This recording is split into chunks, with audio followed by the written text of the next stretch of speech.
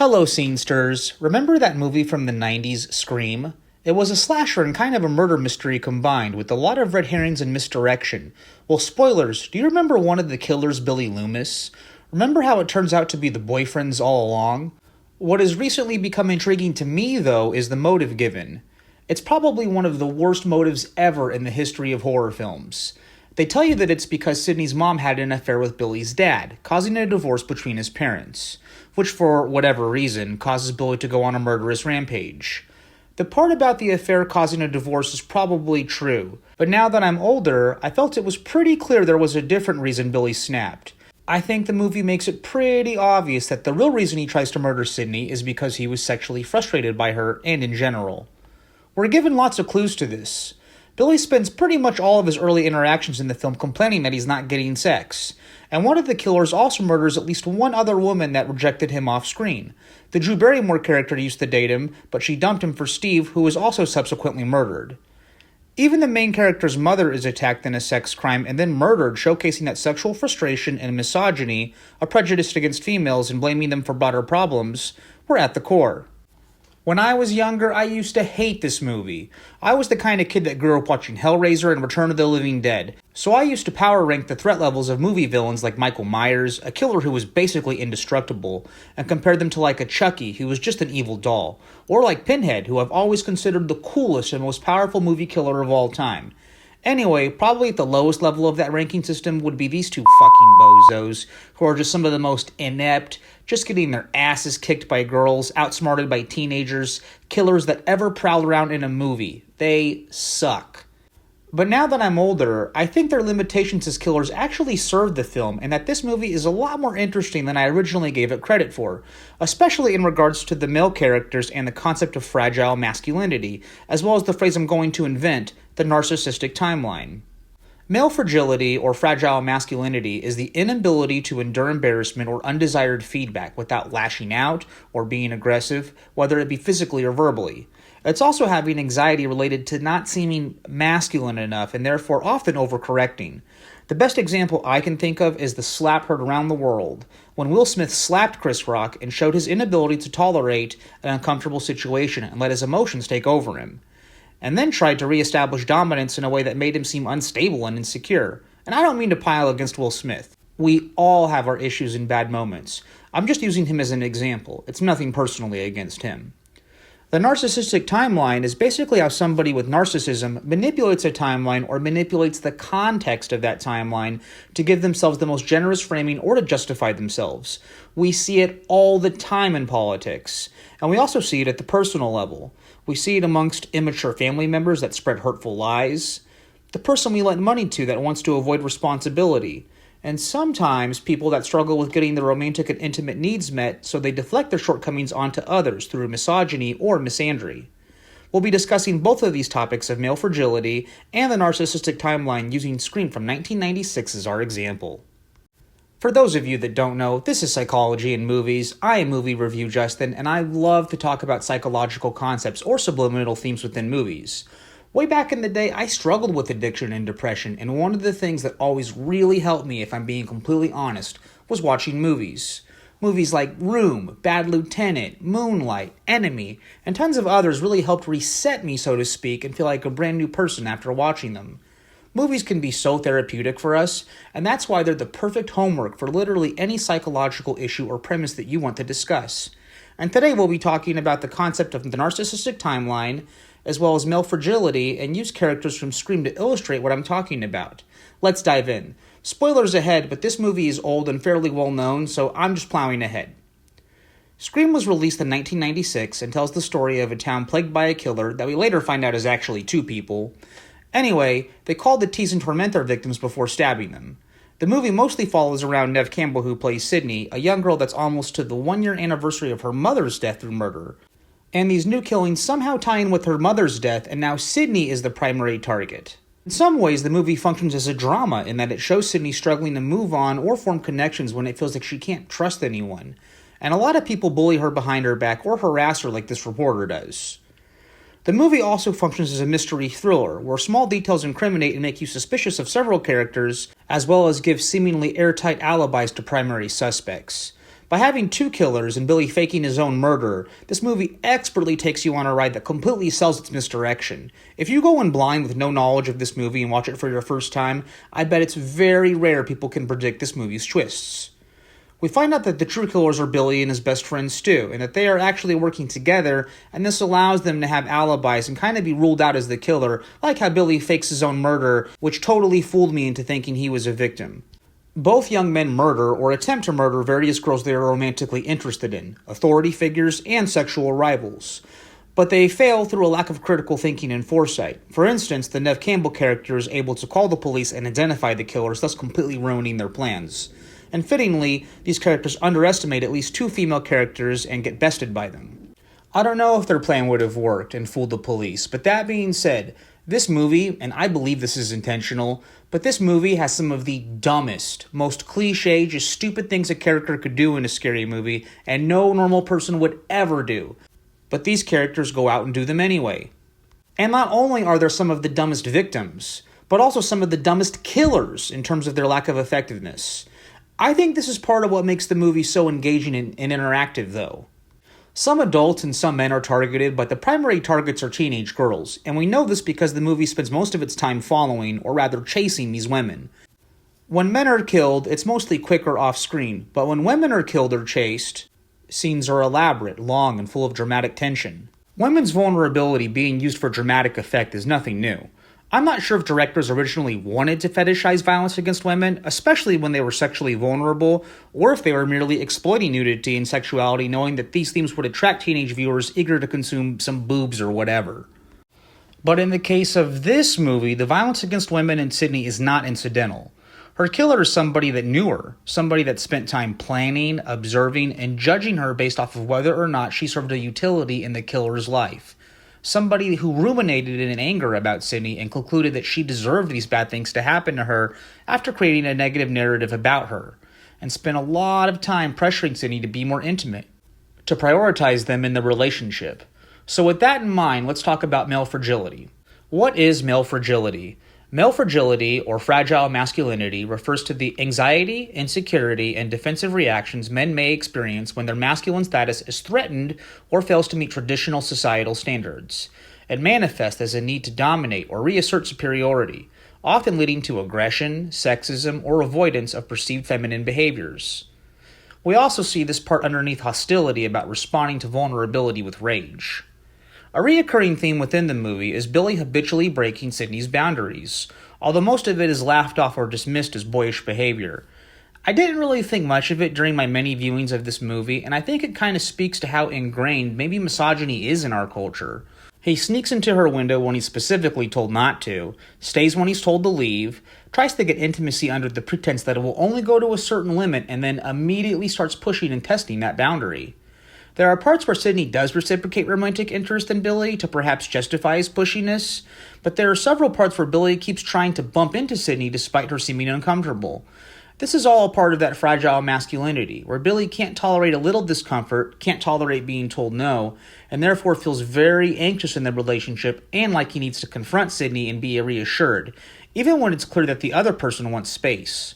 Fragile masculinity, in this case, does not factor in other people's wants and needs, or perspectives, or it places one's own at the top. But obviously it goes beyond just ignoring or pushing boundaries. Billy uses his disappointment at not getting enough sex and his mom leaving him to hurt others, target his girlfriend, and peer pressure Stu. When Sydney tries to express her own vulnerabilities, this angers Billy because Sydney's needs inconvenience him. And eventually this leads him to take out his anger on Sydney, which is the defining characteristic of fragile masculinity. Stu actually represents the other end of the spectrum of fragile or toxic masculinity, where they would do anything to be accepted by someone they deem as dominant or masculine. Indeed, little bits of dialogue within the film conveys Stu's preoccupation with being powerful and masculine, like this bit here. There were actually deleted scenes within the script to further indicate and flesh out this dynamic of Billy using peer pressure and gaslighting against Stu, but I'm assuming these scenes were cut because they too clearly implicate who the killers are and deflate that aspect of the mystery. Scenes where it's clear Billy pressured Stu to throw a party, that way he could isolate Sydney, and dialogue reveals him to be the primary mastermind behind everything, as well as his manipulative hold on Stu. I also looked for scenes where Billy was more pushy and demanding in their relationship with Sydney or just in general, but was unable to find them. In many ways, Billy and Stu mirror the profile of the Columbine shooters Ed Harris and Dylan Klebold.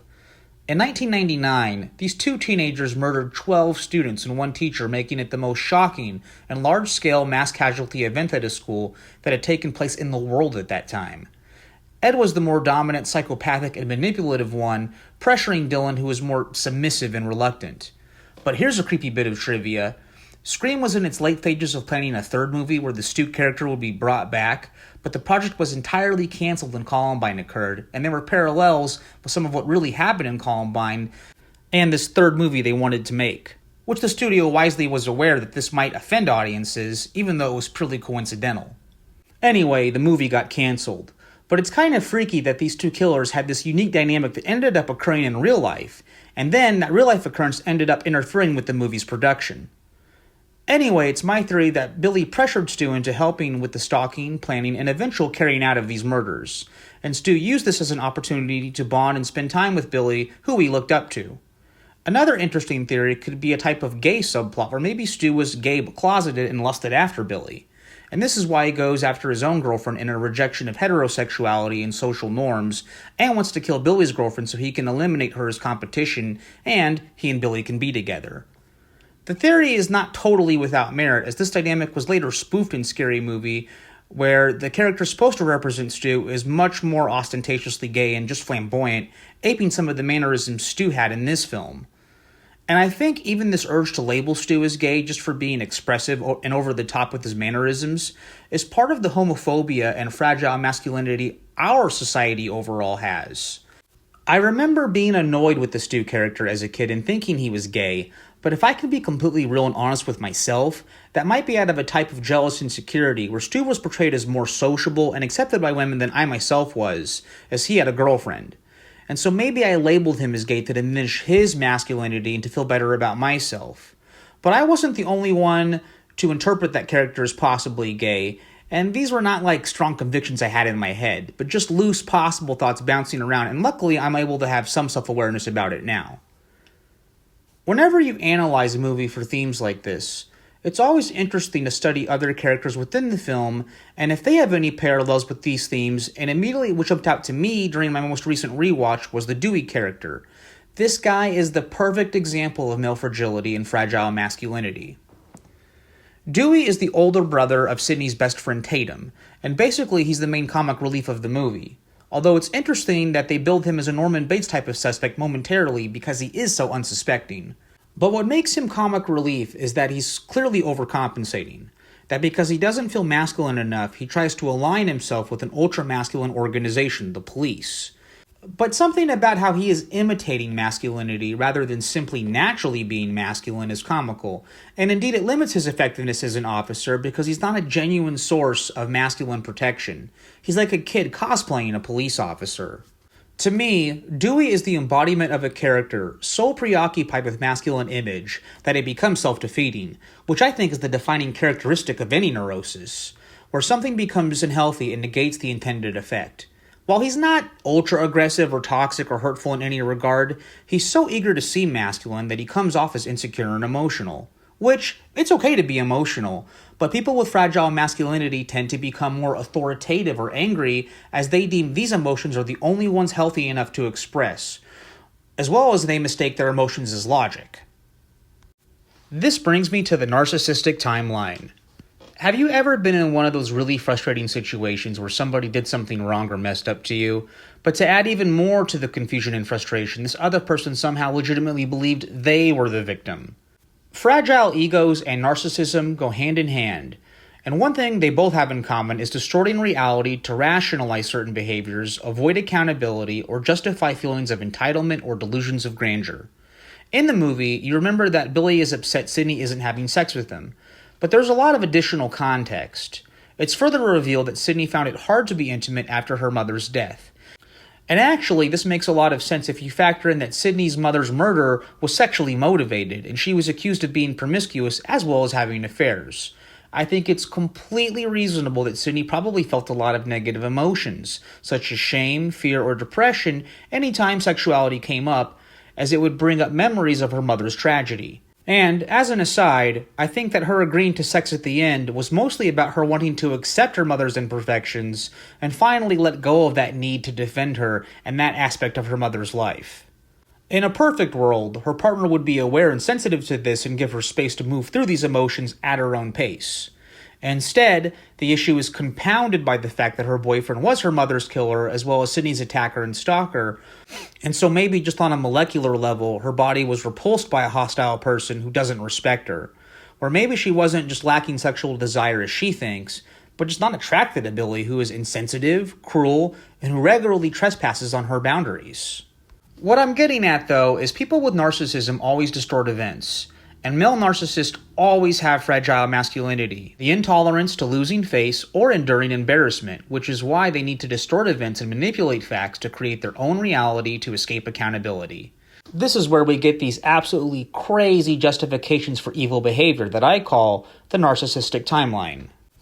When we're given the motive, we're told it's because Sydney's mother caused Billy's parents to divorce, which very interestingly, Billy is reluctant to give a motive because it would make him look vulnerable and also could be argued.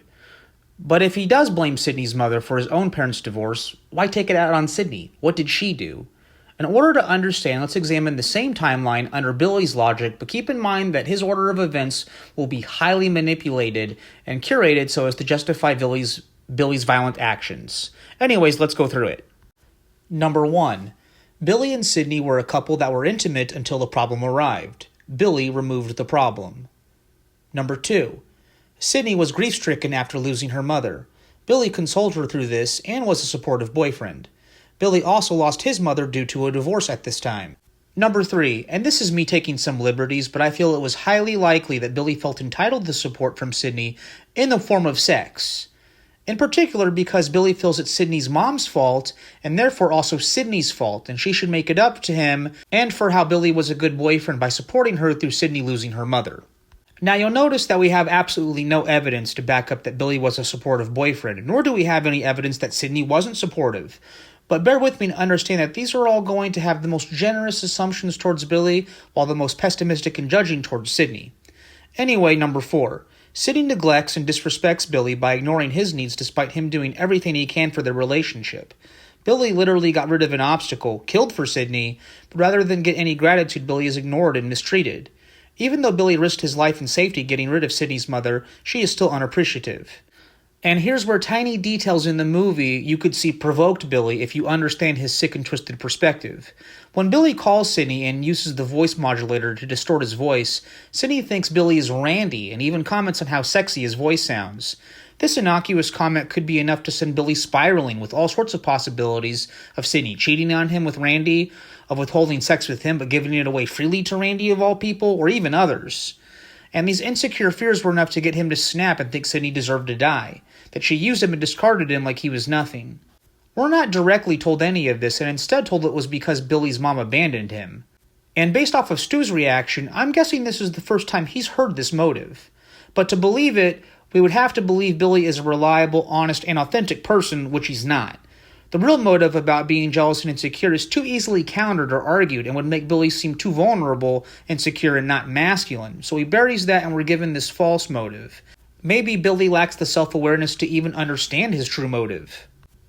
But either way, we see that from Billy's perspective, major events and context are missing from the big picture, such as how Sydney's mom's death might be a fair reason for Sydney going cold, or more directly, how Billy and Stu's involvement in the murder might reasonably disqualify them from being considered valid suitors or sexual partners. We're given a very distorted timeline of events that Billy has created to absolve himself of any accountability for his own role involving his own problems, and I see people do this in regular life also. I think on some level, narcissists understand their reasoning to be flimsy, which is why they are so reluctant to articulate their motivations or reasons. And this gives them a degree of plausible deniability. On one hand, if you don't bend over backwards for them trying to appease them, then you're not trying to understand them or show them sympathy or compassion. But if you do try to engage with their premise, and especially push back, they can just deny everything, just like how Billy tries to deny his crimes are motivated out of sexual frustration, and instead blames his parents' divorce. And, for all we know, they could have already been getting a divorce. If Billy's dad was the type to cheat, he would have cheated even if Sydney's mom never existed.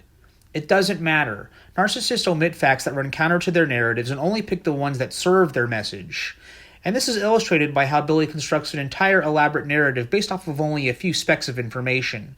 I realize this is me reaching a little bit and taking liberty with Billy's motivations, but I feel strongly like my interpretation is correct, especially factoring in script notes. And I feel if they had included more evidence within the film, this would have revealed the killer too easily, as well as run counter to the idea that these people tend to be very covert as a result of their insecurities. They're not going to go out and advertise that they are insecure and their masculinity is fragile, but there will be little clues that you can pick up on. That's all I have for today. If you like this video, please be sure to like and subscribe, as this helps my channel grow and reach new people, and is a great free way to support me. You can also leave comments discussing things that I missed, or making recommendations of things you would like to see me cover, as this helps with my engagement.